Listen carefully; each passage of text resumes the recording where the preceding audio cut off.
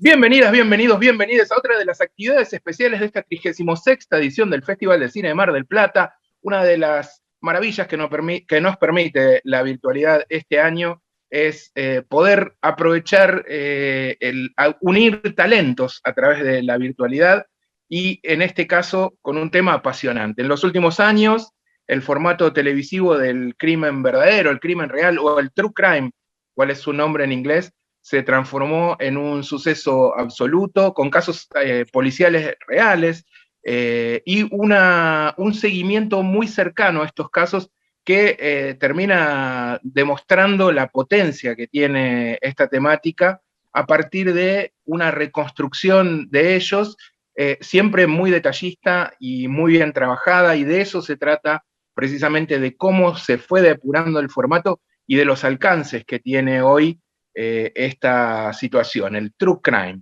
Para eso, solo expertas y expertos, de eso se trata esta charla, hablar un poco de el true crime con conocimiento de causa. Para eso tenemos a Elías León Siminiani, director español, que ha hecho un par de series sobre el tema, el caso Asunta, Operación Nenúfar, una de ellas, y el caso Alcácer, dos series que causaron mucho furor en España, por los temas tratados y también por la serie y la reconstrucción de estos casos.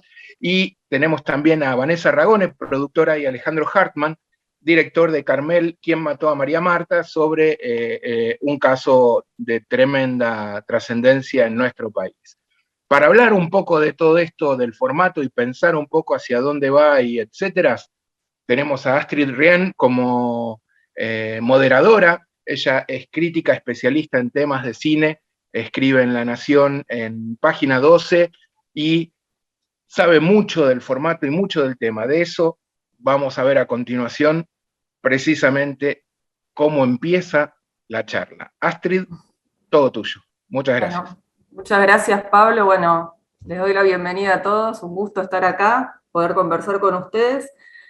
Para arrancar, una pregunta simple, digamos, es ¿qué creen que debe tener un caso policial o qué características debe reunir para ser materia interesante para un true crime? Porque digo, crímenes hay muchos, pero me imagino que no todos serían interesantes de contar en una serie así, y después yendo a lo particular, ¿por qué? Bueno, en el caso de Vanessa y Alejandro, el caso de María Marta García Belsunce, en el caso de Elías, el de las niñas de Alcácer y de Asunta. No sé si quiere arrancar, no sé, Vanessa, y después vamos siguiendo un poco. Hola, buen día, Astrid. Hola, Elías. Hola, Ale. Sí, tenés razón, casos policiales hay muchos. Desde mi punto de vista, que tengan la potencia para convertirse en un relato audiovisual que convoque, creo que tiene que ver con que el caso sea más que un caso policial, se convierte en un caso social, se convierte en un caso que conmueva a la sociedad desde algún lugar, y que eventualmente, creo que las tres series de las que estamos hablando trascendieron en el tiempo en la sociedad, han quedado como, han impregnado a la sociedad con su dramatismo, con su resolución o falta de resolución. A mí personalmente siempre me interesó en Carmel, y me interesa en lo siguiente que estamos haciendo con Alejandro y en eventuales otros proyectos de este tipo, todo lo contextual, ¿no? El crimen en sí, claro, hay que contarlo, pero personalmente me interesa poder contar el contexto en el que eso sucedió y en el que eventualmente pudo suceder, ¿no? Porque hay ciertos casos que realmente están vinculados con su contexto, ni que hablar del caso de María Marta, que fue el que nosotros hicimos el otro año. Que personalmente para mí tiene un poco que ver con esa dimensión mayor que la dimensión específica del crimen. Alejandro. Sí, coincido plenamente con Vane, digo, en lo personal, obviamente el caso en sí mismo tiene que tener cuestiones, si querés, narrativas y dramáticas clásicas del cine en un punto, digo, tiene que tener su suspenso, sus vueltas, sus giros, sus preguntas, su desarrollo y su final, ¿no? Y todo eso tiene que estar desde ya, pero creo que lo importante es todo eso que lo rodea, y todo eso más de lo que el propio caso habla, en general, por lo menos así fue con María Marta, y más allá de que el caso era muy paradigmático en la Argentina y muy conocido, para nosotros representaba otras cosas. Digamos, había otras cosas de las cuales nosotros sentíamos que podíamos hablar a través de este caso, un estado de la sociedad, etcétera. Pero además yo pensaba una cosa, que es que hay algo en lo policial donde cuando falla, a ver, cuando hay un crimen, cuando alguien es asesinado, hay algo que falló en lo social. Justamente, digo, yendo a las viejas definiciones de cómo se conforma el Estado y la sociedad, hay algo donde nosotros justamente le estamos entregando nuestra seguridad al Estado. Nosotros digamos, la propia policía, ¿no? Como cuerpo armado es la renuncia de los ciudadanos a poseer armas, etc. Entonces, cuando eso falla, hay algo que se quiebra.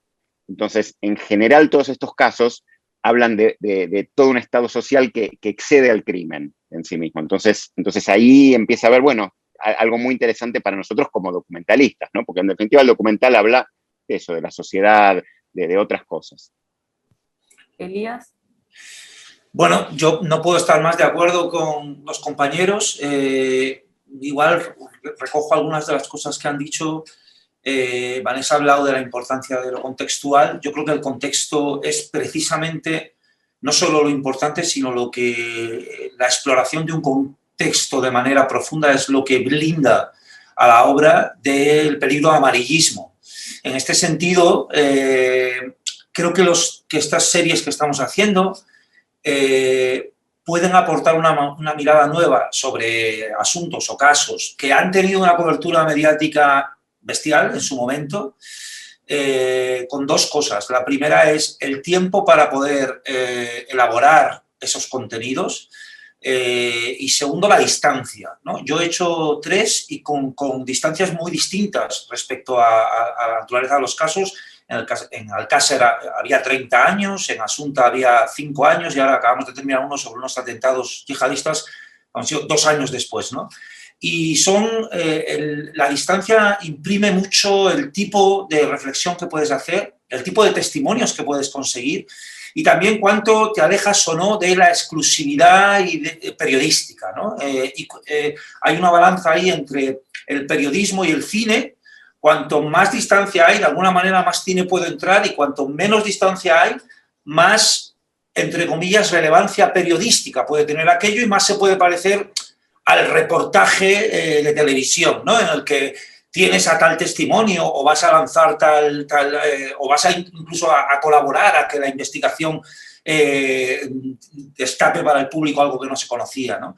A mí me interesa mucho el contexto, lo que ha dicho Alejandro también, esa idea de cuando un caso de alguna manera es una percha para informar sobre un momento determinado de una sociedad, un lugar y un espacio, y sobre todo la posibilidad de armar un relato en el que existe la distancia suficiente para poder tener una cierta ecuanimidad y también para poder insuflarlo con una serie de valores cinematográficos, con cosas que normalmente no se pueden hacer en el reportaje, ¿no?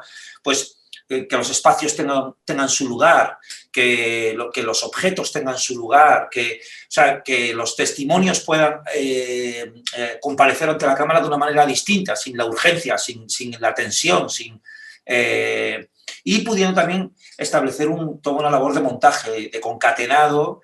Por ejemplo, lo que hacéis vosotros en Carmel en el 3 con el juicio es espectacular, ¿no? O sea, cómo se consigue encapsular de modo trepidante una información que en su momento fue ingente y probablemente duró semanas y semanas y semanas en los noticiarios, ¿no?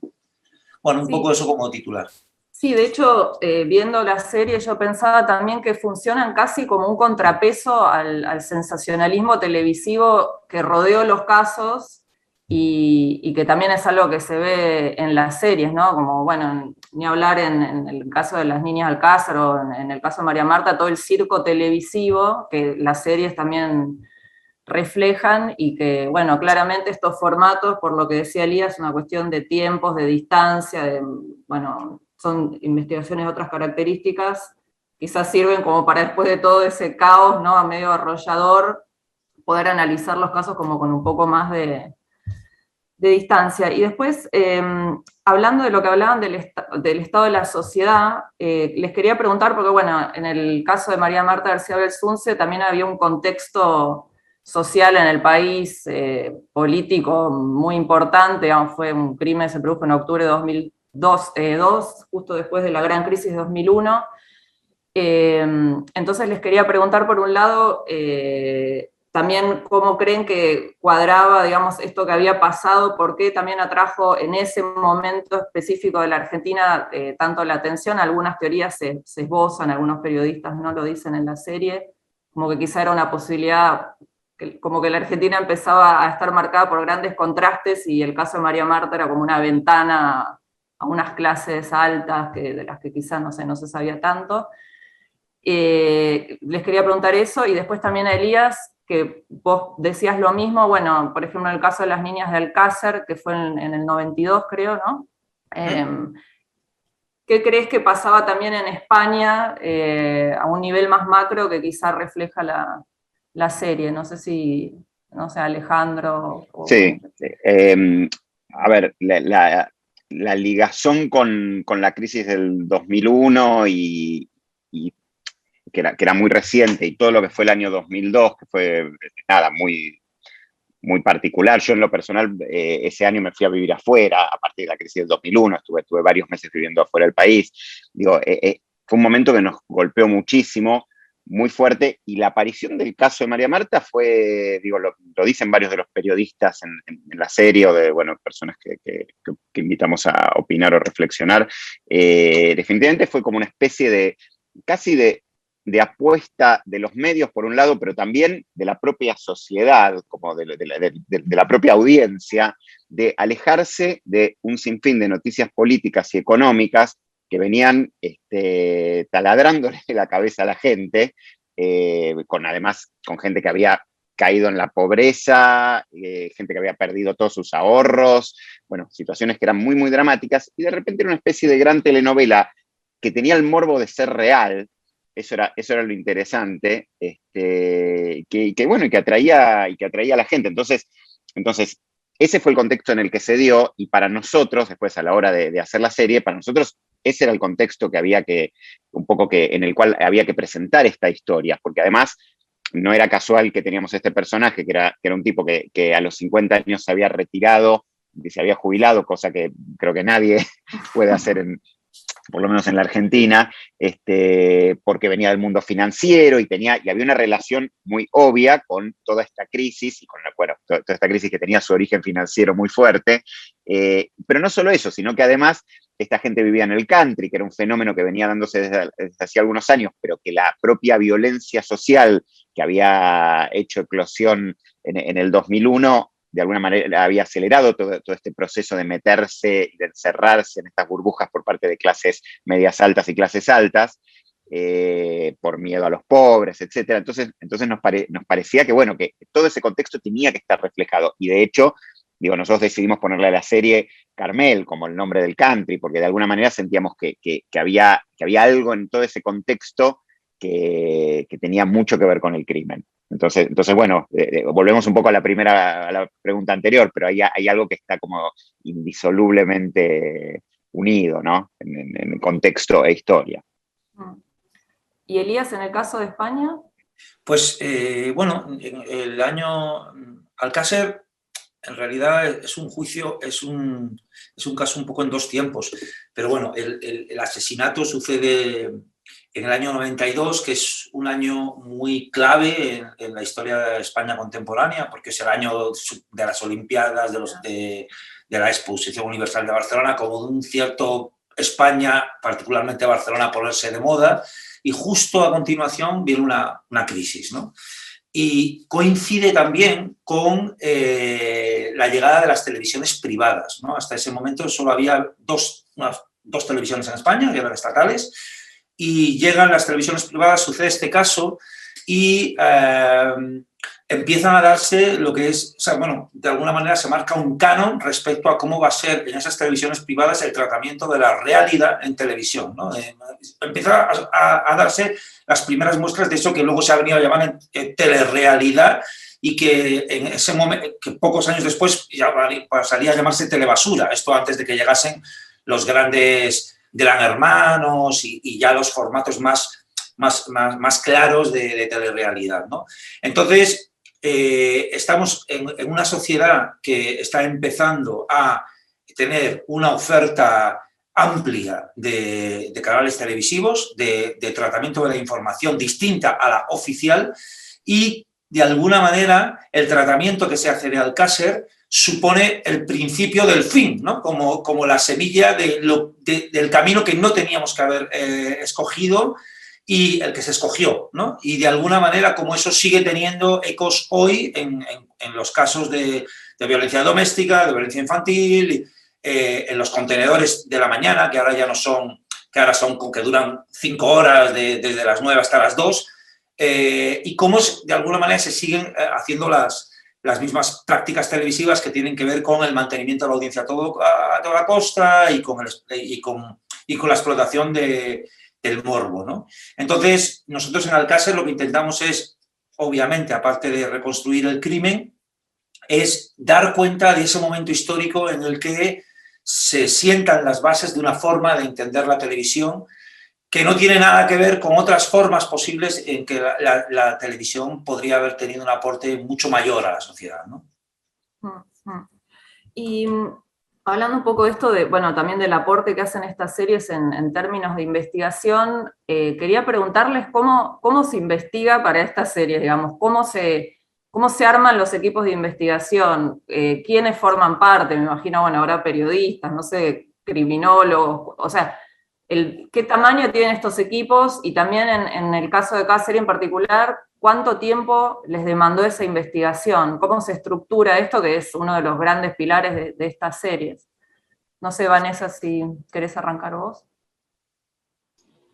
Yo creo que cada proyecto requiere equipos diversos y funcionales, ¿no? No siempre trabajamos del mismo modo. En el caso de Carmel, Alejandro, junto con Lucas Bucci, Tomás Esposato y Sofía Mora, ya venían investigando ellos, digamos, no son criminólogos ni periodistas profesionales, digamos, pero sí tenían un interés muy grande en el caso, y lo venían investigando, tratando de, sobre todo, en nuestro caso, el caso fue muy contado, ¿no? Contado en los medios, es decir, había una investigación, si querés, había texto, una investigación bibliográfica bastante accesible en una primera instancia, ¿no? Para una primera investigación. Entonces, sobre eso uno podía empezar a trabajar ciertas ideas.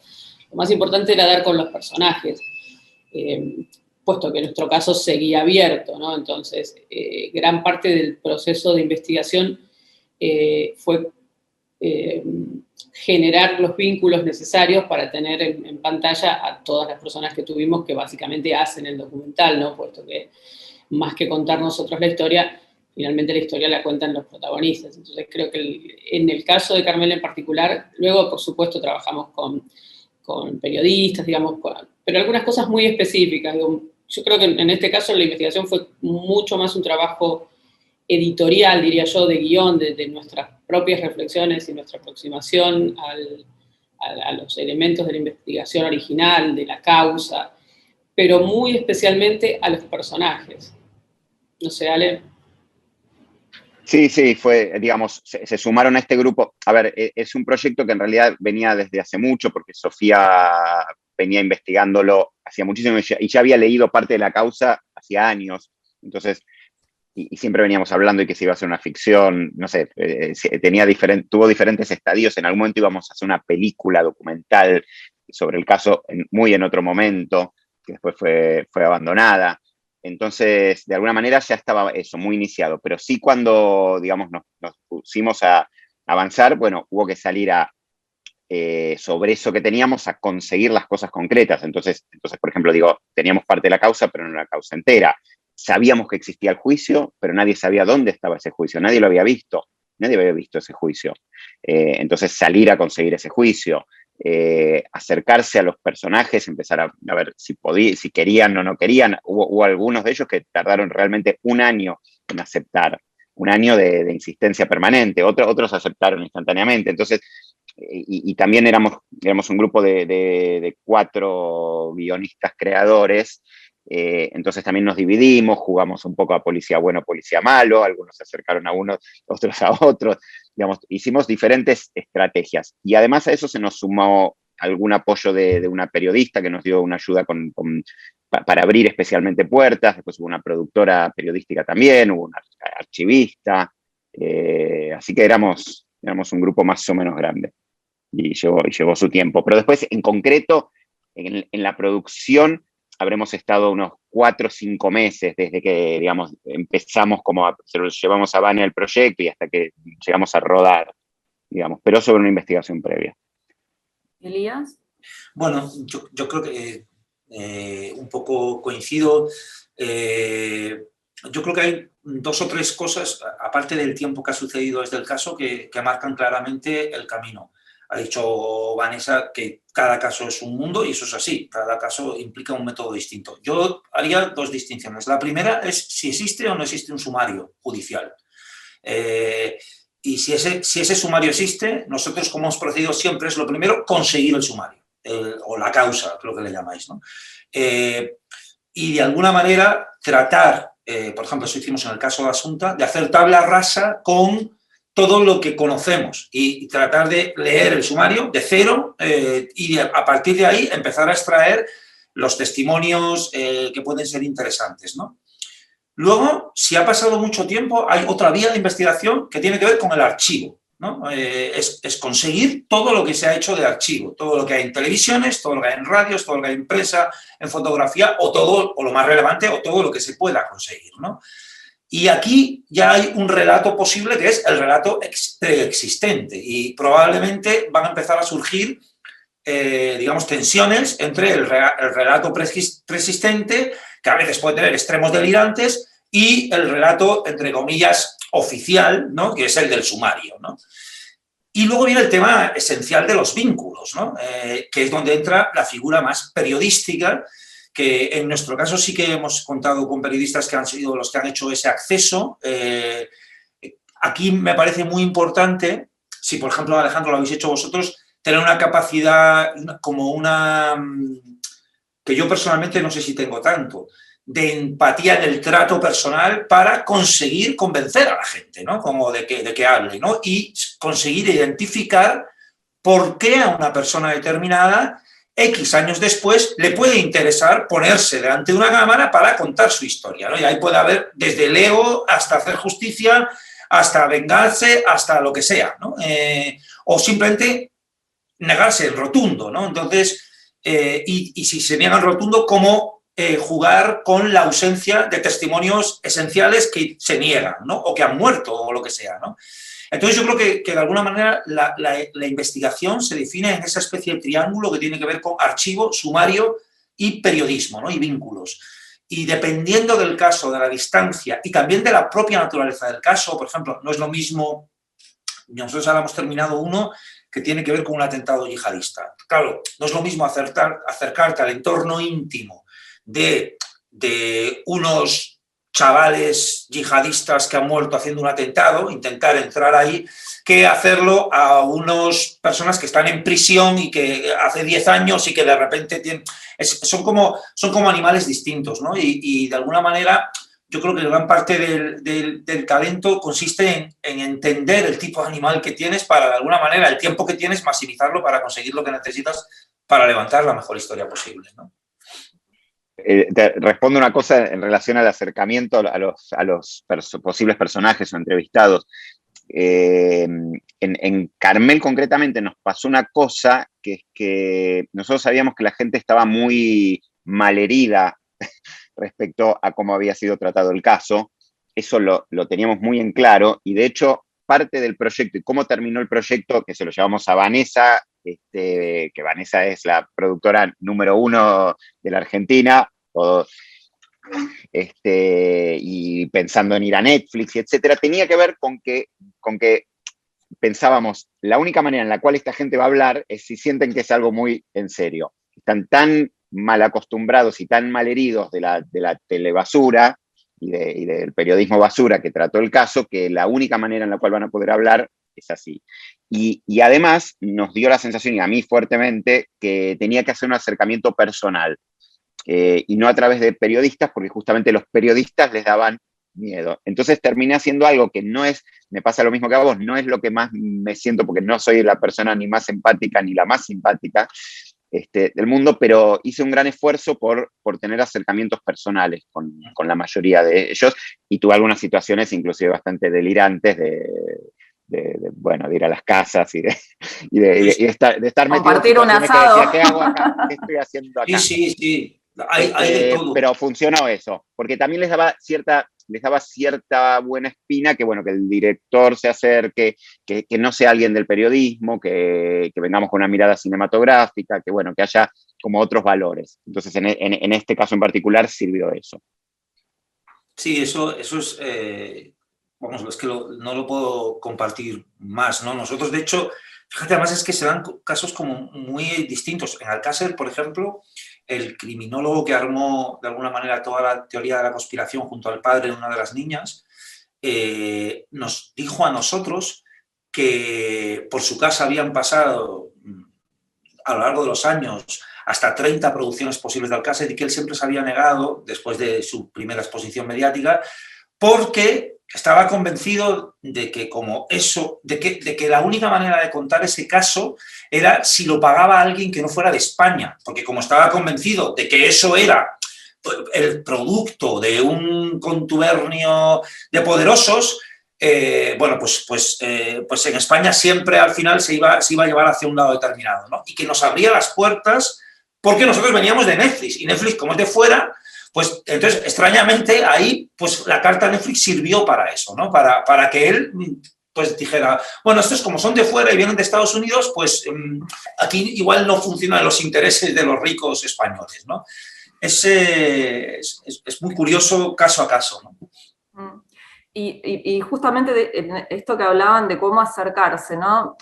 Volviendo a este tema, yo pensaba, claro, por un lado, en todos estos casos necesitan la colaboración de los familiares, ¿no? De María Marta, de las niñas del Alcácer, y cómo manejar ese límite, me imagino, entre una cercanía para que colaboren, un poco lo que contaban, generar algún tipo de buena onda, porque si no, digamos, a cara de perro no van a participar, pero por otro lado, ¿no? Manejar una distancia y tampoco generarles la ilusión de que ustedes están trabajando para ellos, digo, más allá de que ellos puedan tener un interés de, me imagino, en el caso García Belsunce, que toda la familia, la verdad que tiene una imagen espantosa en la opinión pública, ¿no? ¿Cómo decir, bueno, te necesito, pero no conviertas mi serie en tu plataforma para limpiar tu imagen, digamos, ¿no?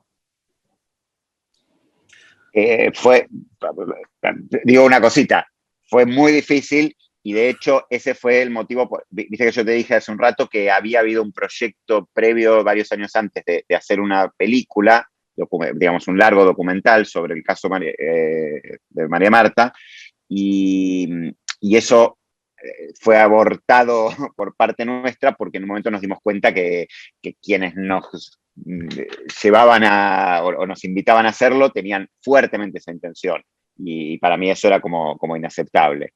Entonces, bueno, años después volvimos de vuelta, y bueno, Vane tuvo que lidiar bastante con estas situaciones. Vanessa, ¿querés contar?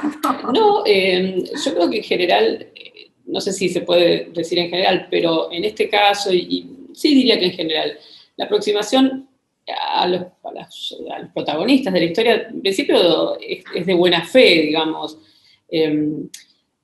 Bueno, digo, nosotros no abogamos ni por unos ni por otros, y justamente en Carmel la idea es mantener un equilibrio que fue complejo de hacer, digamos, porque había que un poco trabajar capítulo a capítulo para que ese equilibrio estuviera. Y en todo momento, y Ale lo decía en cada entrevista que hacíamos, pero antes también, en todo momento dijimos, nosotros vamos a contar la historia desde todos los puntos, digamos, intentando abrir todo el abanico, vamos a convocar a todos los que participaron y quienes quieran hablar, estuvieron involucrados, digamos, y quienes quieran hablar van a hablar, y vamos a hacer las preguntas libremente y no nadie tiene corte, ni opinión, ni nada, ¿no? Y ese es el contexto en el que aceptaron.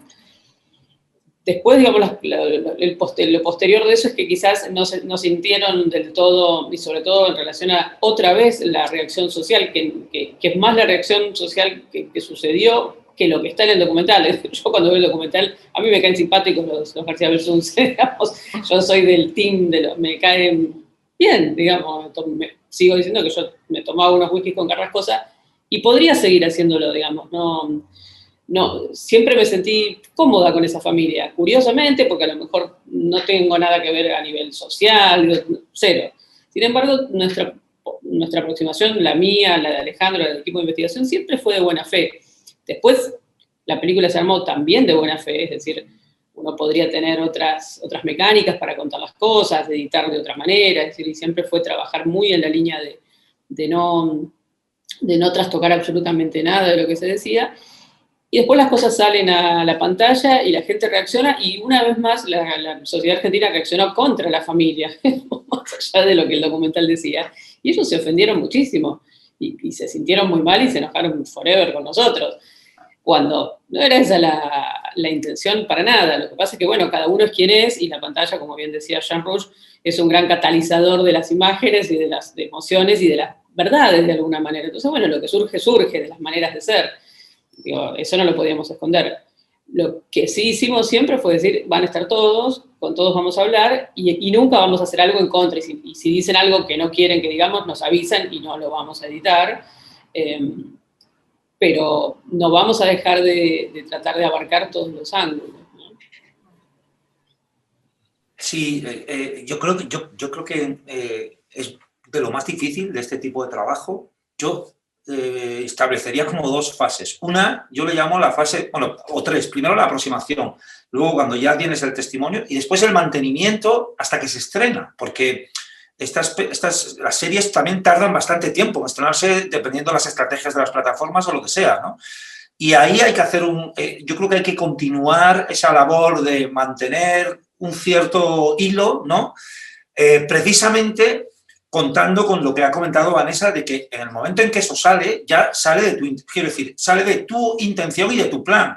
Eso toma su propia vida, la gente lo empieza a interpretar, los medios lo empiezan a interpretar, muchas veces también esos medios lo pueden interpretar de tal o cual manera porque consideran que es una historia que ellos han contado antes o lo que sea, y eso tiene su propio efecto boomerang sobre los testimonios, ¿no? Y a su vez sobre las personas que lo han hecho, ¿no? Entonces, es complicado, pero yo diría que precisamente uno de los requisitos de este tipo de series sería intentar conseguir ese perspectivismo, esa integración de opuestos, de visiones opuestas, que muchas veces no se consigue en un periodismo más inmediato, ¿no? Y de hecho, yo creo que la propia dinámica de que el true crime se ha puesto de moda y de repente empieza a haber cada vez más, empiezan a salir contenidos que de alguna manera se focalizan en un solo punto de vista. Por ejemplo, cuando salió el documental famoso el año pasado de Michael Jackson, lo de Finding Neverland, claro, es un trabajo, digamos, muy exhaustivo desde un solo punto de vista, ¿no? Entonces, ¿dónde queda el principio de contradicción judicial de, bueno, vamos a exponer dos puntos de vista y que de alguna manera el espectador pueda, bueno, pues llegar a su propio criterio escuchando las dos causas, ¿no? Entonces, eso yo creo que es un peligro y que de alguna manera, yo por ejemplo, cuando he sentido que había un caso o una historia que contar en la que claramente una parte no iba a estar representada, he preferido declinar, ¿no? Porque no, a mí me interesa mucho, que eso creo que es algo que he aprendido haciendo estas series, ¿no? La idea de la justicia basada en ese principio de contradicción, ¿no? En el que no es yo creo que este es el bueno o este es el malo o este es el asesino o esto no. No, es que lo que hay que hacer es crear dos estadios para que de alguna manera esos estadios puedan hablar de forma neutra desde su punto de vista y haya alguien en medio que pueda valorar esos dos puntos de vista, ¿no? Y creo que eso es algo a lo que de alguna manera, a lo que nos debemos, ¿no? Es cierto que esa ecuanimidad luego, a ver, nosotros armamos el relato y montamos y decidimos qué corte va de quién y cuánto tiempo va o no y sí. Entonces, ahí hay obviamente una posición editorial. Pero bueno, cuanto más de alguna manera tengas en el horizonte esa especie de ecuanimidad, creo que mejor, más potente va a ser la serie al final, ¿no? Es que hay algo en el documental en general, me parece, que tiene que ver con cuestiones éticas. Hay un componente ético en el documental, sin dudas. Y me parece que parte, por lo menos de todos estos trabajos que hacemos, y en particular en este género, hay un valor muy importante que es tener cierta honestidad con uno mismo, pero en especial con aquellos que están abriéndose y contando su historia, pero además también con el espectador, ¿sí? Entonces la honestidad es algo que tiene que estar ahí siempre dando vueltas y uno no debería perderlo. Entonces, me parece que hay que ser honesto respecto a estas personas que van a abrirse para contar sus historias y ser muy claro. Vas a estar vos, pero va a estar el otro también, y va a tener la voz el otro. Digo, y la gente tiene que saberlo desde el primer momento. Y lo mismo en relación al espectador, uno tiene que ser honesto. Entonces, si yo te estoy mostrando solo un lado de la historia, debo decirlo. Tengo que decirlo con cierta claridad y tengo que por lo menos explicar que estoy haciendo eso porque ese es mi punto de vista y hacerme un poco cargo. Entonces me parece que cuando se pierde un poco esa honestidad y uno empieza, digamos, uno tiene muchas herramientas de manipulación del material, como decía Elías, uno edita, etcétera, pero hay un norte que uno no debería perder. No deberías dejarte llevar por la locura del montaje y del poder que tenés del encuadre, ¿no? De decidir el encuadre entendido como qué dejo adentro y qué dejo afuera. Entonces, no hay que perder ese norte. Yo quiero sumar, perdón, sí. Sobre esto mismo, que por supuesto que uno tiene una búsqueda de ecuanimidad en estos tipos de proyectos, a excepción de cuando uno realmente tiene un punto de vista claro, en definitiva, y de estas dos, en esta balanza, uno está claramente de un lado. No estaba pensando en el caso vos mencionaste el de Michael Jackson, Elías, y yo pienso también el de Farrow versus Allen, ¿no? Que claramente ahí hay un punto de vista, se está trabajando desde un punto de vista. Y eso en sí mismo tampoco es malo, uno puede abogar por alguna causa también, porque de hecho el documental históricamente también ha sido abogar por causas, ¿no? Y decir, bien, aquí ha sucedido esto y yo lo miro desde este lugar y yo apoyo esta mirada, este punto de vista. Depende también de los casos. Justo nuestros casos eran casos donde había contrapesos a poner en juego, pero digo, en nuestra última película, la que estamos haciendo junto con Ale, estamos de un lado, digamos, y sería muy raro estar del otro porque del otro lado hay asesinos, no hay dudas, digamos, a veces se acaban las dudas. Entonces, bueno, nosotros estamos del lado de quien perdió la vida en una situación de una violencia extrema. Del otro lado, bueno, en un sentido es un poco más diríamos a la antigua, de denuncia, quizás tampoco no exactamente así, pero sí estamos de un lado. También estamos de un lado con el paso del tiempo, con la libertad y la capacidad de profundización que decía Elías del paso del tiempo. No estamos en el aquí y ahora de las cosas, sino que el documental te permite como elaborar todo un proceso que lo viviste en caliente y ahora lo podés recuperar. Se puede estar de un lado también, pero como dice Ale, con honestidad intelectual, ¿no? Es decir, no estamos contando los dos lados, pero porque eso, el otro lado no nos interesa contarlo o no vale la pena, o no le querés dar voz a asesinos. Digamos, hay muchas razones por las que uno no querría contar algunos lados de la historia, solo que el espectador tiene que poder entenderlo claramente en el propio documental, ¿no? Vanessa, ¿pueden decir qué caso es en el que están trabajando ahora? No. No veo que Alejandra es así. No todavía, bueno, pero es otro caso muy relevante de nuestra historia. Justo hablaban de los puntos de vista y por supuesto de cómo inevitablemente uno construye la historia a partir del guión y del montaje. Me interesaba esto justo de los puntos de vista, ¿no? Porque pensaba en Carmel, digamos, uno tiene el punto de vista, digamos, de la familia, los Urtic, los Belsunce, contrapunto del fiscal Molina Pico, después está Pachelo, que entiendo que era otro sospechoso que no participó porque está por ir a juicio, entonces el abogado le recomendó que no aparezca. Y en el caso de las niñas de Alcázar, que ahora me quedé pensando que quizá vendría bien refrescarlo, quizá para la audiencia argentina, si me equivoco, Elías, vos decime, pero bueno, fueron 3 adolescentes que desaparecieron en España en el 92, en Valencia. Bueno, aparecieron los cuerpos poco después, violados, bueno, asesinadas de forma espantosa. Hubo 2 condenados, ¿no? Uno sigue prófugo. Y en el caso este en particular, en el de las niñas de Alcázar, hay un personaje muy, muy interesante que es el padre de Miriam, ¿no? Que es el padre de una de las víctimas, que asume un rol muy preponderante en los medios, que se vuelve ya tan preponderante que, bueno, que termina él como abonando teorías conspirativas y estando como en contra de todo el proceso judicial.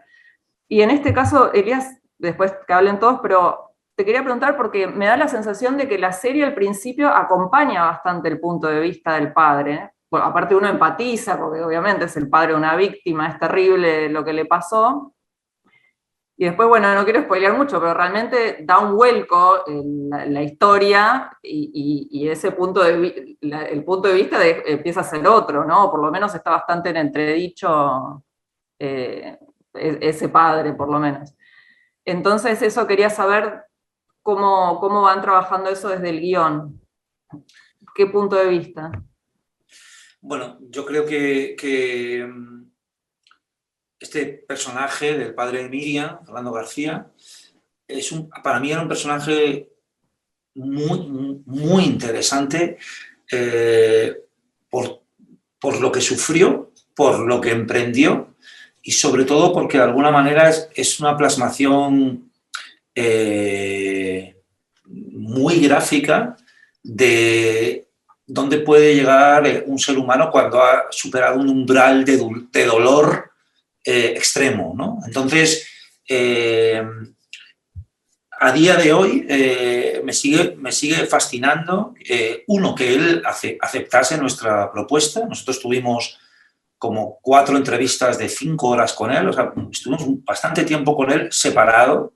En esas entrevistas él y nosotros íbamos como dosificando mucho el nivel de confrontación o de puesta en evidencia de cosas que ante una lógica normal, bueno, pues se caen, ¿no?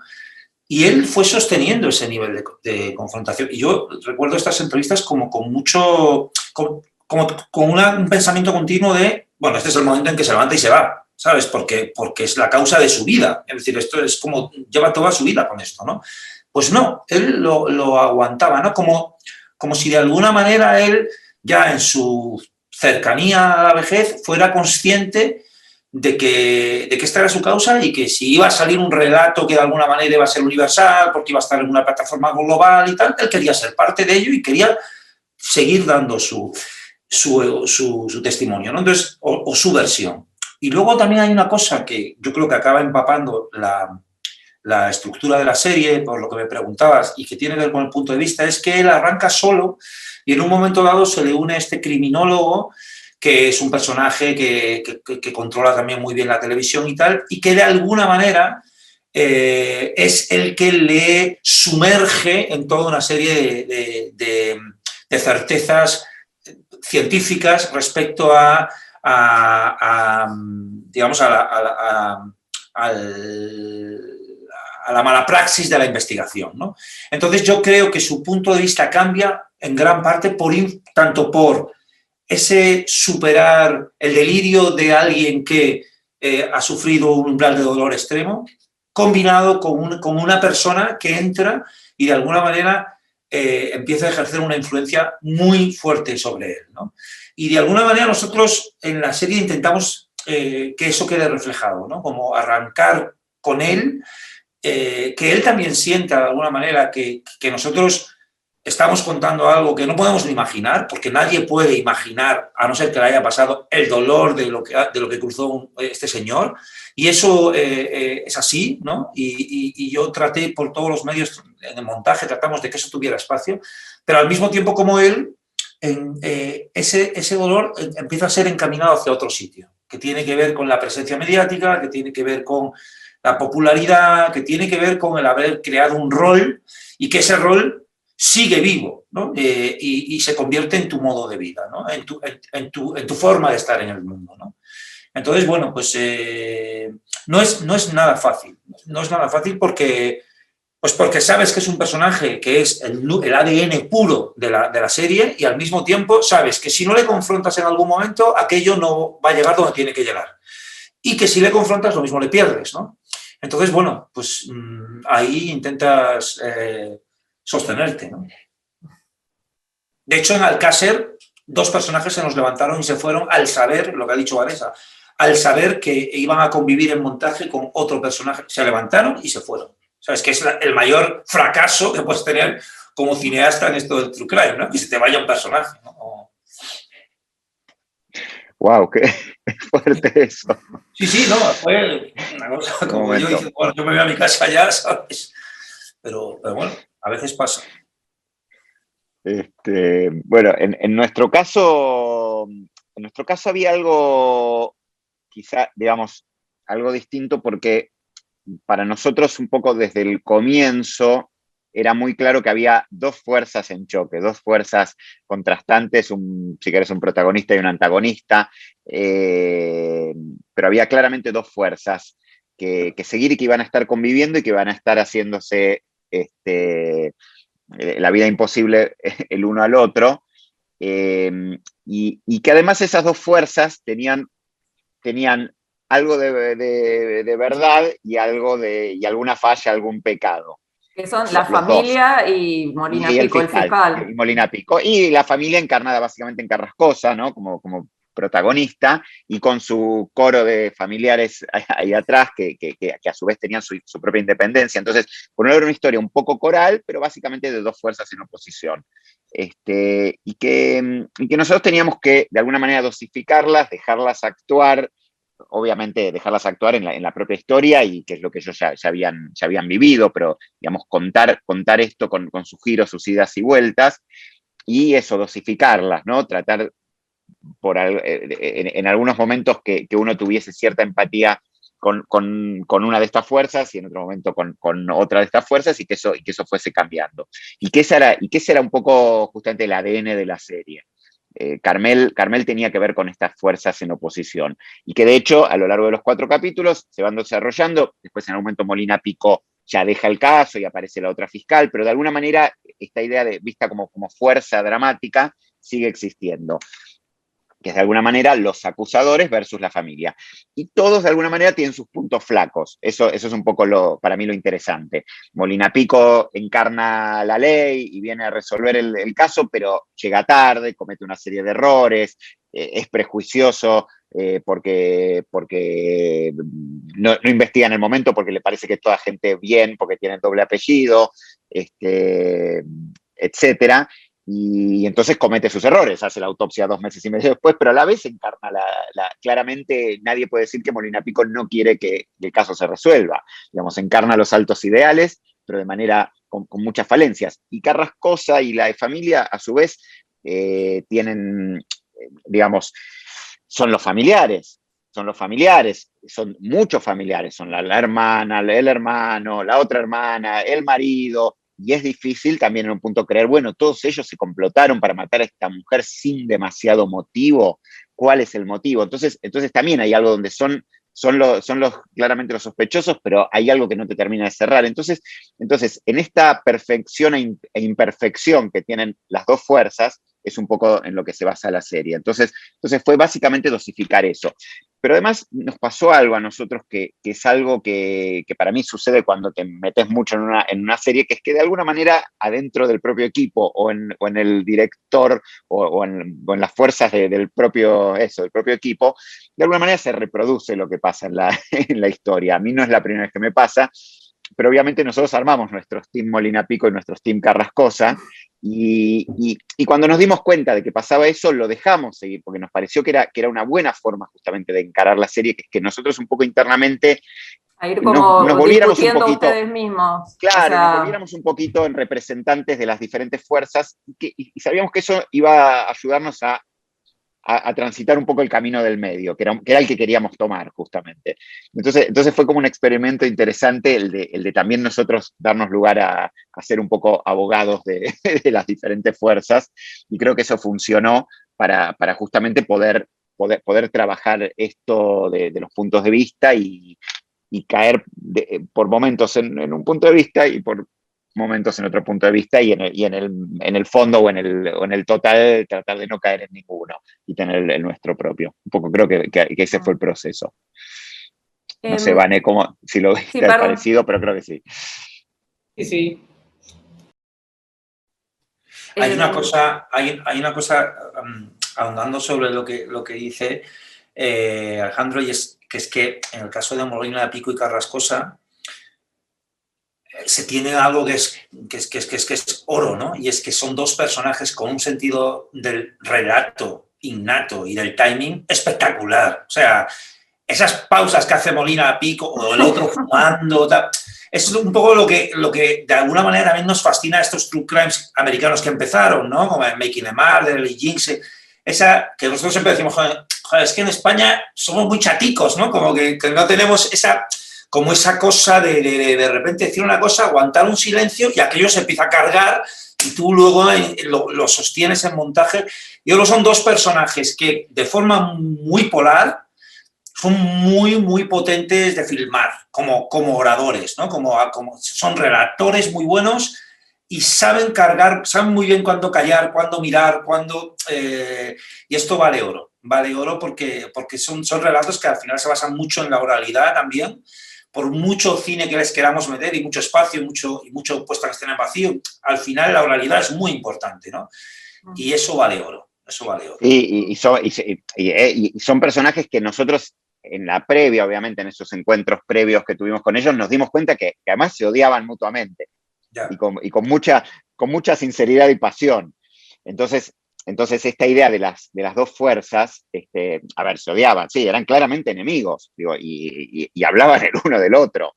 Entonces enseguida nos dimos cuenta que la fuerza del relato pasaba por estos dos personajes que eran interesantes, que eran particulares, que tenían esa oralidad que dice Elías, y que iban a generar un choque, si querés, simbólico, un choque luego construido por el montaje, pero ese choque iba a estar.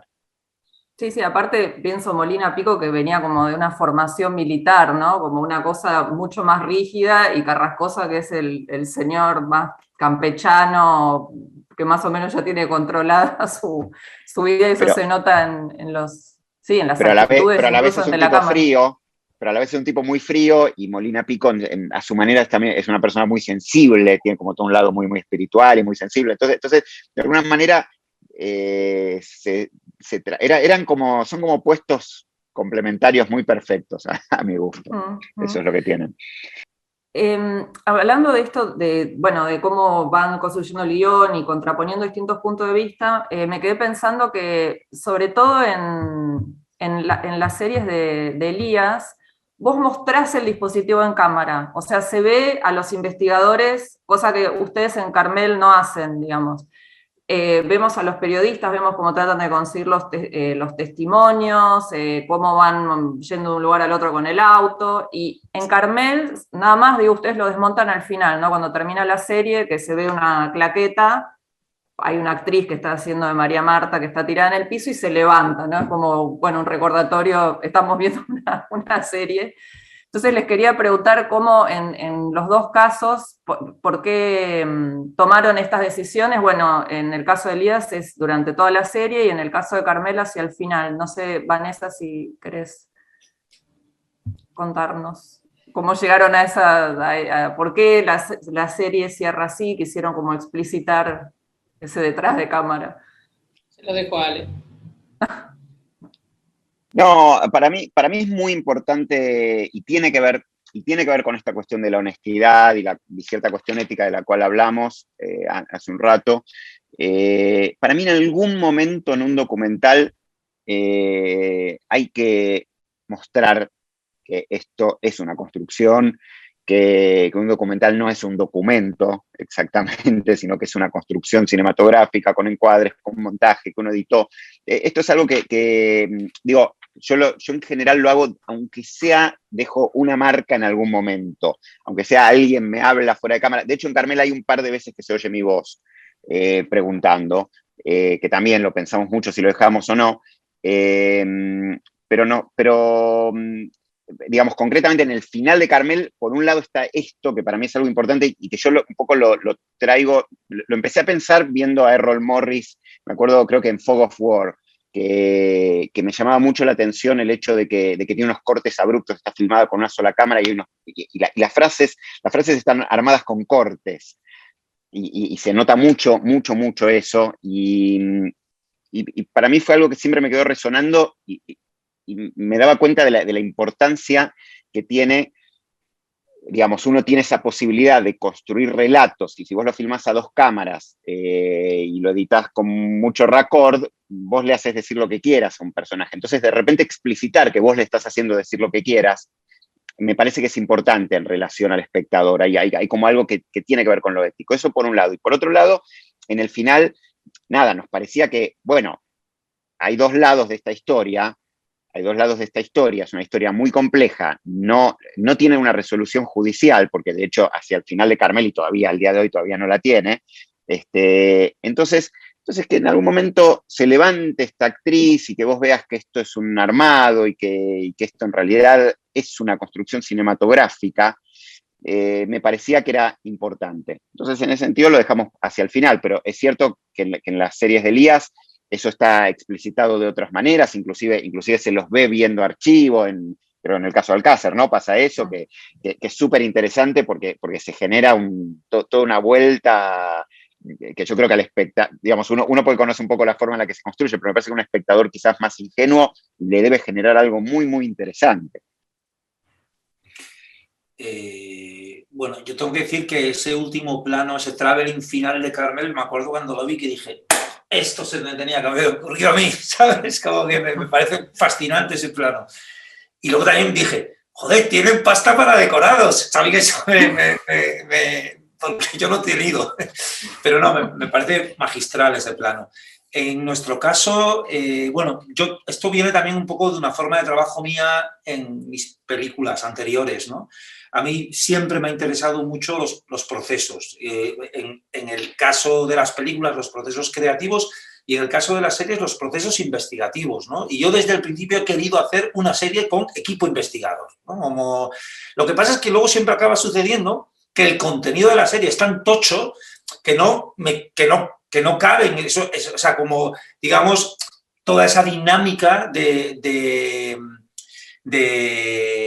cuando el propio equipo investigador va teniendo consecuciones o no, o de repente se cae un personaje, por ejemplo, que se caiga un personaje determinado, un testimonio determinado que se ha conseguido, me parece muy relevante respecto a determinadas dinámicas del propio caso. No sé, en Alcácer nosotros tuvimos mucho contacto a lo largo de la producción, durante como casi un año, con 2 de las amigas personales de las 3 chicas, ¿no?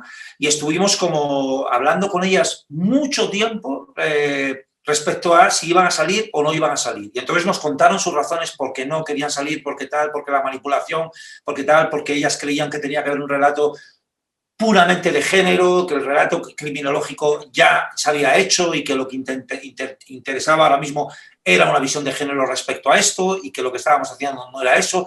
Y todo ese tipo de conversación yo buscaba la manera de meterla, ¿no? Porque decía esto. Y todo siempre condicionado a, bueno, y al final vamos a decidir si entramos o no entramos en la serie, ¿no? Y al final decidieron no entrar. Y yo decía, es que estas conversaciones que hemos tenido con esos personajes pueden ser tan relevantes como la propia serie, ¿no? También depende mucho del contenido concreto en cada caso, ¿no?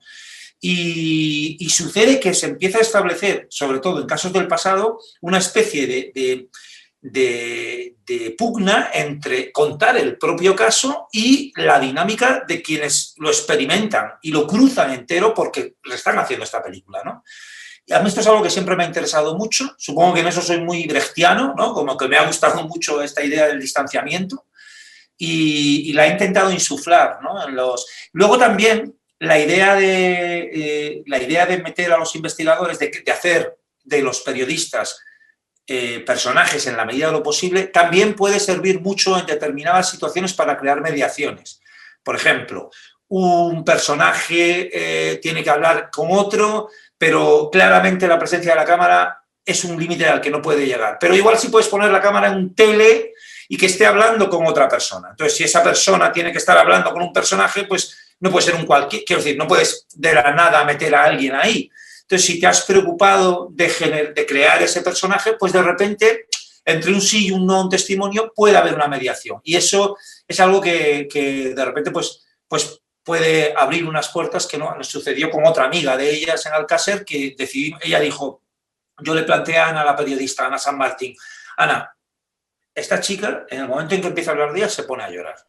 Y es que no va a aguantar la cámara, no va a aguantar tener a un tío con una percha, a no sé qué, aunque vayamos muy poquitos, no lo va a aguantar. Sin embargo, si nos ponemos con la cámara a 300 metros, con un megatele, y vosotras sentas en un banco, pues probablemente ella va a reproducir lo que tú me cuentas que te está contando a ti en conversaciones todo el tiempo y que tiene la necesidad de contarlo, ¿no? Entonces, igual desde la propia forma, desde la propia manera de disponer esta situación, podemos ayudarla, ¿no? Y ahí, por ejemplo, sirve ese personaje, ¿no? En este caso, muy concreto, ¿no? Y esto me lleva a pensar, lo que les quería preguntar también es, ¿qué lugar se le da a la víctima en la serie, ¿no? Porque lo que en general pasa es que al final, por mismo, bueno, porque la persona murió y por todo lo que pasa, siempre está el riesgo de que el protagonismo claramente sea de los demás, digamos, de los sospechosos, de los posibles culpables, y que la víctima quizá quede reducida a una foto policial, ¿no? Que yo creo que en el caso de María Marta, bueno, aparecen las amigas, Carrascosa habla del vínculo con ella, se trata de esbozar, bueno, a ver quién era esta mujer. También en el caso Asunta, que también es un momento aparte como muy fuerte, porque la que habla de la niña, bueno, el caso Asunta también es una niña que fue encontrada muerta y condenaron a los padres por su muerte, ¿no? Y la que le pone palabras a quién era esa niña es la madre, en una llamada telefónica, ¿no? Que el productor le dice, bueno, cuéntenos cómo era Asunta. Quizá en el caso Alcácer sí me dio la sensación de que no sabemos tanto de esas tres chicas, pero que no sé si tiene que ver porque tampoco algunas amigas no quisieron participar, pero quizá, Vanessa, esto sí me lo podés responder, es como, ¿cómo pensaron el lugar de qué hacemos con la víctima, ¿no? ¿Cómo hacemos para que no se desdibuje, cómo la queremos mostrar, que lo único que sepamos de ella no es que recibió 5 balazos en la cabeza? No, por supuesto. Nunca, yo tengo 30 años de documentalista, nunca despersonalizaría a ningún personaje, mucho menos a la víctima, ¿no? Entonces, gran parte de nuestro trabajo fue reconstruir la historia de María Marta. Digo, en cada capítulo, no solo en momentos fragmentarios, digo, en cada capítulo hay una secuencia dedicada a hablar de ella, de quién era, de cuáles eran sus intereses, de lo que hacía a nivel de obra social, de sus amistades. Digo, recuperamos fotos de ella, era bastante complejo porque había poco material sobre ella, es decir, una vida en la que, bueno, digo, no había ni mucho registro, no era fácil encontrar todo eso, pero por supuesto que mal haríamos en hacer un documental y volver a convertir a las víctimas en víctimas, ¿no? Víctimas de nuestro documental, objetos de nuestro documental, ¿no? De ninguna manera. A veces es más sencillo en relación a los materiales que tenés, a veces es más complicado porque no los tenés tan... o no existen o no están presentes, o digo, no todo el mundo registra su vida, eso también es cierto, ¿no? Entonces la persona murió y desgraciadamente a partir de su muerte se convierte en alguien relevante, lo cual es terrorífico, pero sea como sea el caso, digo, fue muy importante para nosotros encontrar a las amigas, encontrar a Inés Ongay, que la recuerda, bueno, y que es en todo caso un personaje que se vuelve muy relevante en el capítulo 3, configurar esa imagen de María Marta. María Marta estuvo siempre presente, de hecho, el nombre del documental es ese, es Carmel por todo ese aspecto que como dijo Alejandro antes, social y de ese mundo, pero también es quien mató a María Marta, es decir, no es quien mató a una señora de un country, es María Marta. María Marta fue siempre nuestra guía, digamos, a quien tratamos de volver siempre, y por eso, y por las razones que ya explicó Ale antes en relación al final, también había que traer a María Marta, digamos. Una de las personas que vio el documental, cercana a la familia, dijo, cada uno interpreta en esa escena final cosas distintas, o puede interpretarlas. Alguien dijo, sentí que María Marta volvía a la vida. Bueno, ok, fuerte, funciona también en ese sentido. Entonces, sí, las víctimas en estos casos no deberían ser vueltas a poner en lugar de víctimas, porque además ya lo fueron durante todo el periodo, fueron víctimas efectivas, fueron víctimas de la prensa en general, digamos, también fueron utilizadas, entonces este tiempo y esta distancia que podemos tener nos tendrían que poder permitir, en el caso de encontrar todos los materiales, traerlas al hoy y contarlas en el mejor modo posible. Elías. Sí, pero una cosita, digo, es muy difícil el asesino, hay algo que uno tiene que luchar, porque justamente lo que hacen los asesinos es hacer desaparecer a las personas, quitarles entidad.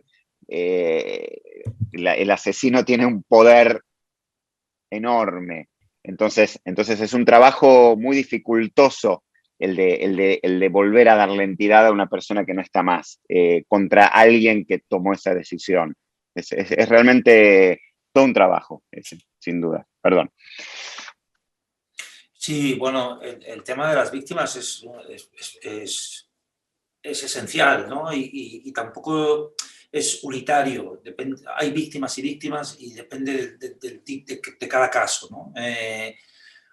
Nosotros, por ejemplo, en Asunta, una de las cosas que teníamos claro es que queríamos hacer un retrato de la niña. Y recuerdo, te pongo un ejemplo muy concreto, que ella fue la primera niña china adoptada en Galicia, ¿no? En esta región del norte de España, en donde se habla con un acento muy fuerte, ¿no? Es como que tú escuchas hablar gallego, castellano-gallego, y es como claramente dices gallego, ¿no? Como andaluz.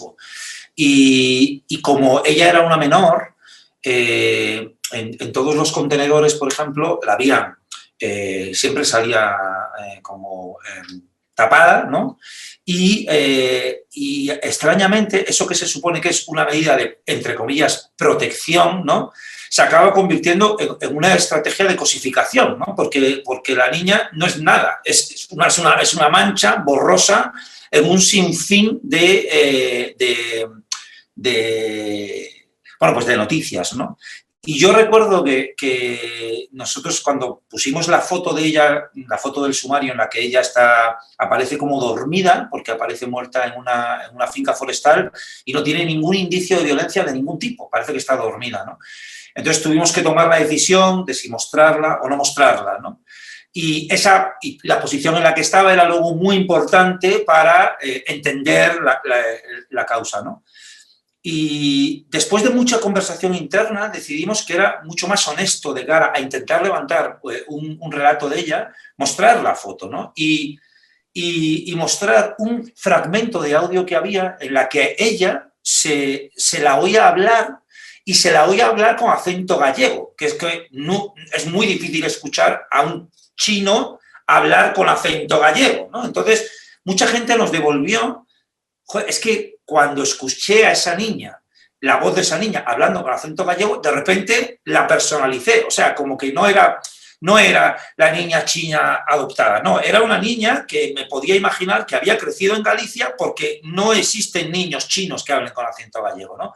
Entonces, esta idea de conferir identidad es importante, pero también es muy importante lo que dice Vanessa, particularmente en casos de violencia de género, es uno de los puntos más claros de la lectura feminista sobre estos casos ahora mismo, es el peligro de la revictimización, ¿no? O sea, como de volver a transformar en víctima también de cara a la sociedad y perpetuar de alguna manera ese miedo de la mujer a poder ser agredida. Y entonces, En el caso de Alcácer, que es cierto que hay menos ese trabajo, tiene que ver un poco con la propia voluntad de los padres de no entrar ahí, de no entrar realmente demasiado en explicar quiénes eran ellas, ¿no? Y en esto también muchas veces las víctimas son, bueno, pues los allegados a las víctimas son los que de alguna manera marcan el camino, ¿no? En el caso que hemos hecho ahora de los yihadistas, por ejemplo, una cosa que nos ha sucedido, hablando con asociaciones de víctimas del terrorismo, que es otra tipología muy distinta de víctimas, ellos hablan, por ejemplo, por la idea de, por favor, cuando al final los nombréis, no les llaméis víctimas, llamadles supervivientes, porque es una manera, de alguna manera, de sacarles esa losa que les cayó por haber pasado por un sitio determinado a una hora determinada, un día determinado, ¿no? Entonces, las víctimas es un rol muy poliédrico y que requiere tratamientos distintos, y yo es algo que he aprendido un poco en las investigaciones de los casos, ¿no? Y que probablemente si hago otro, me encontraré con otra tipología de víctima que me llevará a decir, bueno, pues en esta ocasión igual sí, igual no sé, ¿no? Estos atentados son los de Barcelona, sí, sí. ¿no? ¿Sobre eso es la serie? Sí, los de Barcelona, los del 17A de Barcelona y Cambrils. Es una serie que se va a estrenar en Netflix, no sé, próximamente, se llama 800 metros. Sí. No, estaba pensando en la película que estamos terminando ahora. Nosotros tenemos un personaje que inmediatamente, por ser víctima, hay como una especie de tendencia de los medios, de cómo fue tratado, de transformarlo un poco en un héroe o conferirle características que no tiene, que no tuvo como persona, y que entonces harían, en algún lugar del imaginario, harían que su muerte sea más deplorable porque se mató a un mártir o se mató a una muy buena persona. Y ese también es como un tema muy, muy delicado. ¿Qué características se le confiere a esta víctima? Entonces hay que ser muy cuidadoso respecto a eso, porque en realidad es una víctima. Y no importa cómo era, si era bueno, si era malo, si era lindo, si era feo, alguien lo mató, y no por sus propios pecados o virtudes. Entonces eso es súper delicado. A veces la santificación de la víctima, bueno, todas estas cosas. Elías recién lo comentaba, digo, en relación a la violencia de género, las cuestiones, digo, de cómo estaba vestida, o si era linda, o si era fea. No. Entonces hay que cuidarse mucho de eso, es súper, súper delicado. Sí. Bueno, interesantísima la charla, pero lamentablemente tenemos que ir redondeando. Para cerrar, por último, quería preguntarles a cada uno de ustedes si después de trabajar en estas respectivas series que hicieron, cambió la idea previa que tenían ustedes acerca del culpable o los culpables de cada crimen. Si todo este proceso, ustedes llegaron al proceso pensando, yo creo que la mató tal o la mató tal, y después de todo este proceso, cambió la perspectiva de cada uno. Yo creo que en nuestro caso fuimos y vinimos todo el equipo por diversas hipótesis, ¿no? Y un día sentíamos que podía ser una cosa, y otro día sentíamos que podía ser otro. En mi caso particular, finalmente, digamos, después de todo el proceso, sigo pensando lo que pensaba al comienzo. Pero no quiere decir que no haya estado dudando durante mucho tiempo, y teníamos encendidas discusiones acerca de quién podía ser o por qué, ¿no? Y los datos a veces te llevaban para un lado o para el otro. Yo sigo pensando todo lo que pensaba al comienzo, pero dudé durante todo el proceso. Alejandro. Sí, algo parecido. Digo, uno tiene preconceptos y prejuicios. Obviamente te acercás de una manera distinta a la que podías tener como simple espectador. Digo, tenés acceso a los expedientes judiciales, empezás a ver las cosas de otra manera, hablas con gente de manera directa. También hay algo que son los softs. La gente, digo, a mí me ha pasado, varios de los protagonistas de Carmel me han dicho fuera de cámara cosas que en realidad terminaron corroborando lo mismo que yo pensaba, pero cosas que después no dijeron en cámara y que son muy, muy interesantes también. Pero sí, me pasó algo parecido a lo de Vane. De alguna manera terminé como pensando lo mismo que pensaba en primera instancia.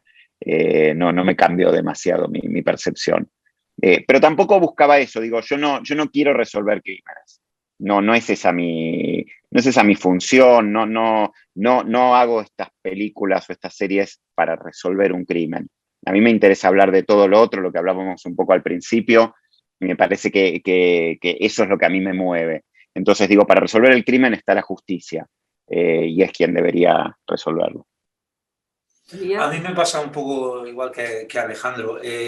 Tengo que decir que en esta charla podría haber estado perfectamente Ramón Campos, que es el productor ejecutivo de las series que yo he dirigido, desde la productora Bambú, y él es un periodista de formación y es un apasionado de los casos judiciales, bastante más que yo, de hecho, ¿no? Y esta diatriba que a veces se puede hacer entre, pues uno hace de abogado, otro de fiscal, dentro del propio caso, o uno hace de polígono, otro de malo, yo creo que entre nosotros ha sido más como que él siempre tenía una idea muy clara del caso y yo siempre era como, yo no tengo ninguna idea, yo voy a ver qué me encuentro, ¿no? Y de alguna manera en esa dialéctica de él estar muy posicionado y yo tampoco en el otro lado, simplemente no estarlo, hemos ido avanzando, ¿no? Y poco a poco las cosas de alguna manera se han ido desvelando sobre sí mismas, sobre todo en lo que toca a la construcción de teorías de la conspiración. Esto es como bastante... Hay un momento en que cuando hablas con las, como dice Alejandro, con las fuerzas vivas del caso, de tú a tú, muchas cosas se caen, muchas. Es como, esto es que es evidente. Y aparte, y se caen de forma un poco anticlimática, porque son como bastante más prosaicas y bastante menos peliculeras de lo que cualquiera que de la calle Bueno, entonces, pues mira, pasó que llegaron y no tenían... Pues no sabían hacerlo y lo hicieron mal y ya está, Sergio, no hay que buscar, no hay más, ¿sabes? Como, o hicieron esto pues porque estaban estresados o porque se les olvidó o porque no sé qué, o porque... Y muchas veces el true crime intenta también añadir ese plus de relato de suspense que a veces en determinadas esquinas pues no tiene, ¿no? ¿Sabes? Porque todo es más prosaico de lo que a uno le gustaría, ¿no? ¿Sabes? Y como el fotógrafo que tenía que fotografiar a las niñas, ¿no? Donde las encontraron enterradas y dice que se olvidó de sacar fotos porque ayudó a sacar los cuerpos. Que muchas veces dices, ¿a quién le cuento esto? O sea, quiero decir, ¿quién se cree esto? Pues fue lo que pasó, es que fue lo que pasó, ¿sabes? Como que un tipo que va allí, pues el tipo estaba tan impactado porque después de 75 días de búsqueda y de exposición mediática día a día en televisión, aparecían las niñas, pues que probablemente estuvo tan sugestionado por esa movida que el tío se olvidó que tenía que hacer las fotos. Pero claro, ¿a quién le dices? No, es que se olvidó, ¿sabes? Como no lo cuente él, nadie se lo va a creer, ¿no? El mundo tiene más azar, ingenuidad y estupidez de lo que la gente a veces cree. O por lo menos en las películas. Y el cine, ¿sabes? Pero bueno, gran conclusión para cerrar la charla. Así que bueno, les agradezco mucho por sus testimonios, me parece que fue una charla muy interesante, así que bueno, por mi parte, muchas gracias. Gracias, Astrid. Un gusto conocerte, Elías. Sí, un gusto y obviamente las dos series fueron parte de lo que vimos intensamente antes de hacer Carmel. Yo disfruté muchísimo la de Carmel y la verdad es que ojalá que tengamos ocasión de vernos en persona y comentar proyectos. Ojalá y nada, sí. muchas gracias por la moderación y a Marta por crear este foro. Un abrazo. Sí, gracias, Astrid. Chao. Gracias. Hasta luego, chao, chao.